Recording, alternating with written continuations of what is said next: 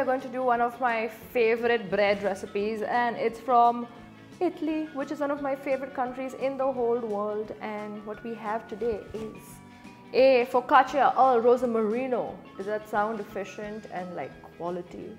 Because that's what this bread tastes like. It tastes amazing. So to start, all we have is about 375 grams of all-purpose flour, and to that I'm going to add some water, and this is 235 milliliters of just plain water.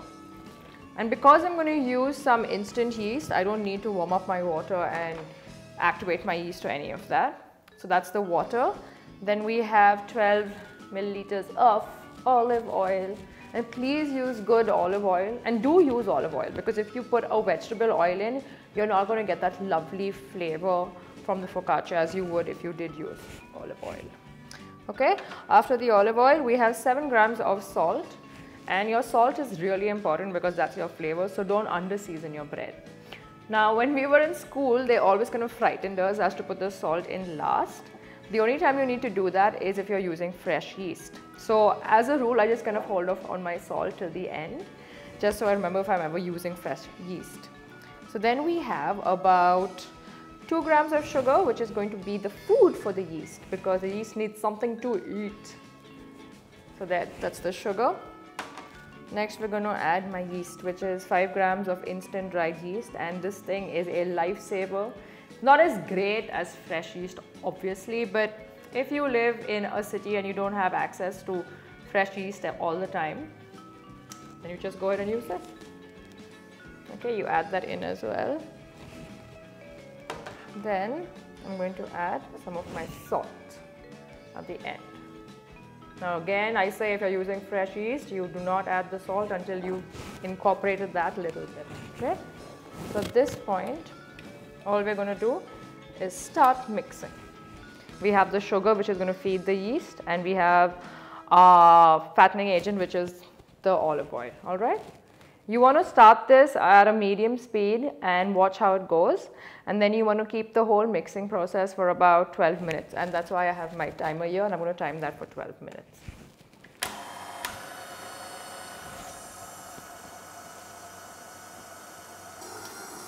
So about 3 minutes in, I just give it a little bit of a break, and I open it up. And there's my dough sticking already, and I use a spatula to kind of get it off the hook. And at this point, I'm going to add about 1 teaspoon of chopped up rosemary. Now, if you don't like the rosemary flavor that much, don't add it into the bread itself. You can just do a topping of it. But I like the flavor of rosemary. It reminds me so much of Rome and Italy, because rosemary is just everywhere. So I'm just going to go ahead and add that in at this point and put my mixer back on for it to continue to 12 minutes. And you do need a mixer for this because you're going to use the dough hook, otherwise you're just going to be kneading for a long time. Now if you're actually an Italian farmer's wife, go right ahead. You're not even watching this video then. So it's almost been 12 minutes. But I just wanted to show you all that you got to constantly, while the dough is rolling out, if it does this on the hook, just get your spatula, pull it off, and then let it mix again. And it does actually take a whole 12 minutes for the gluten to work, to come into work actually. So I'm just going to put this back down. There we go. One last time. And that's it, that's my timer.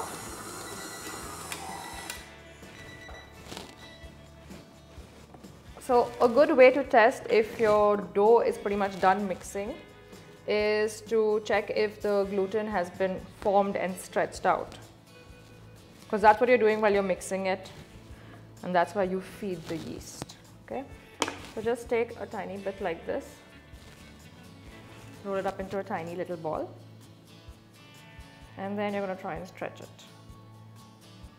That's where you're going to get that lovely chew from, the texture. Everything is contingent on your gluten.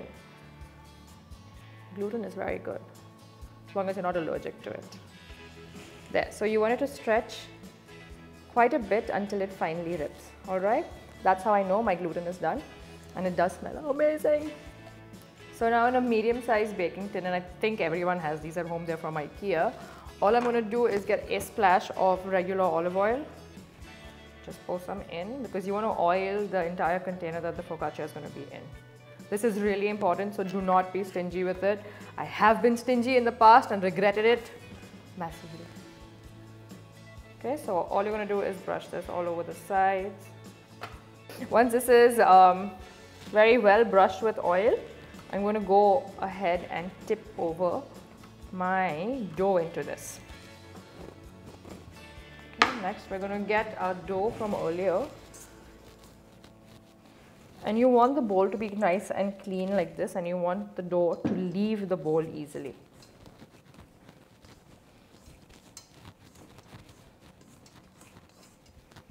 Okay, so there we go. Come on, dough baby. And that's it.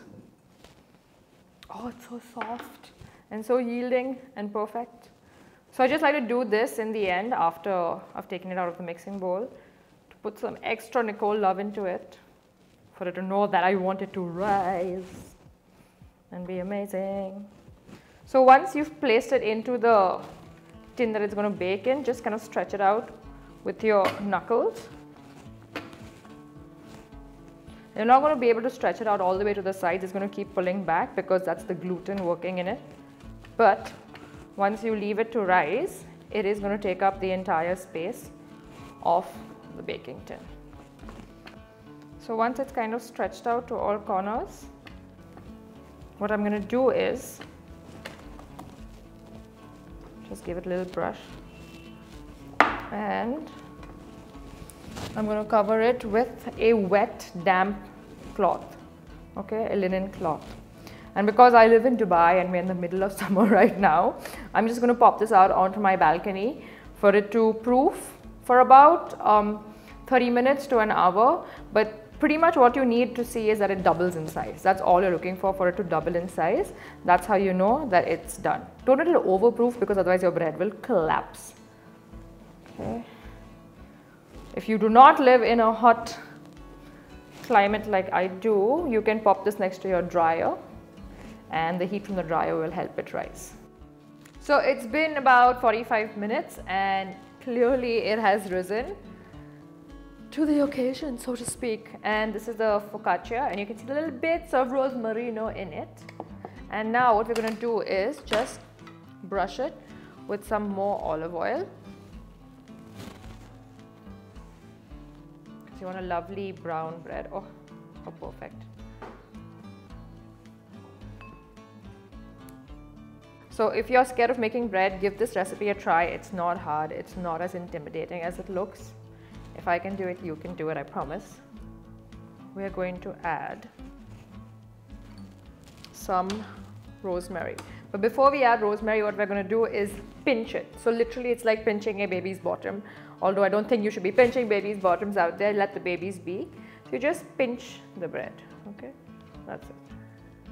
Hopefully your nails are not quite as dramatic as these, so you won't have such deep pinches.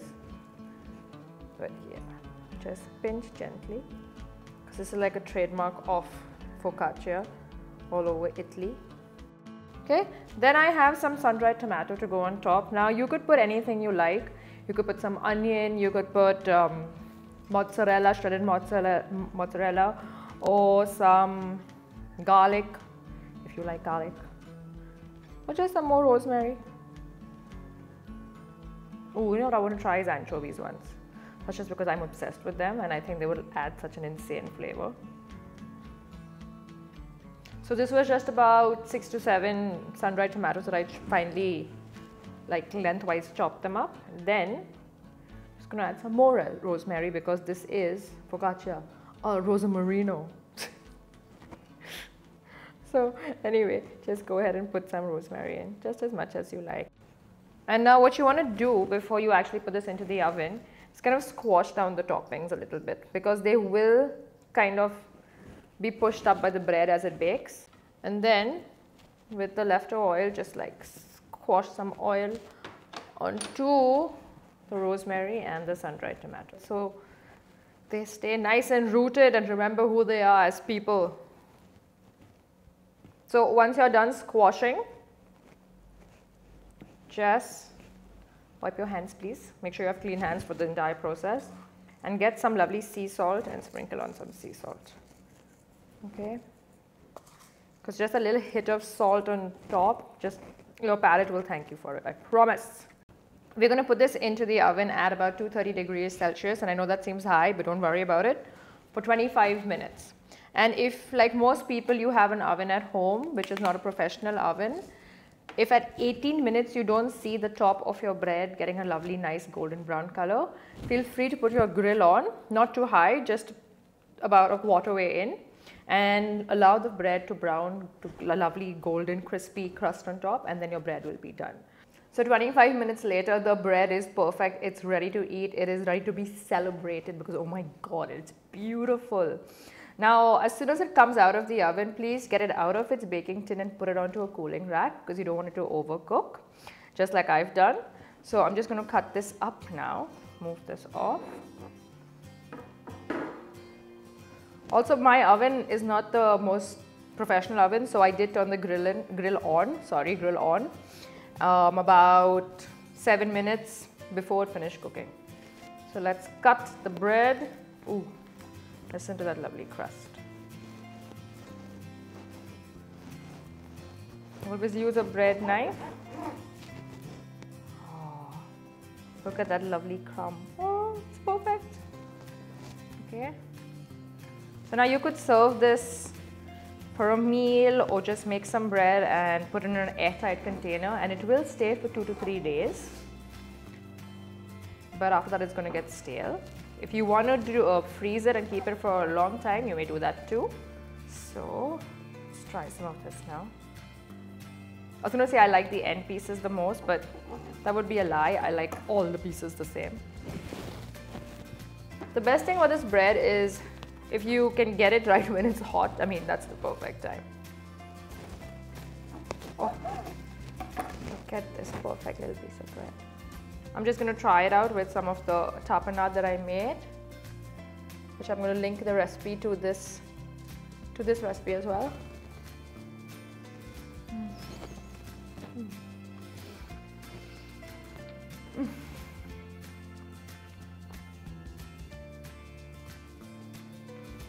It's perfect. There's literally nothing that I could improve with this. It's amazing. Please guys, try this recipe. If you're scared of making bread, definitely try this recipe first because it is super easy. We had to do it in culinary school for our test as well because it encompasses everything you need to know about bread. So be sure to like, share, subscribe, hit the bell button so you get more recipes like this. And if you want me to try any other bread recipes or some recipes of your own, please put them in the comment box and have a wonderful evening.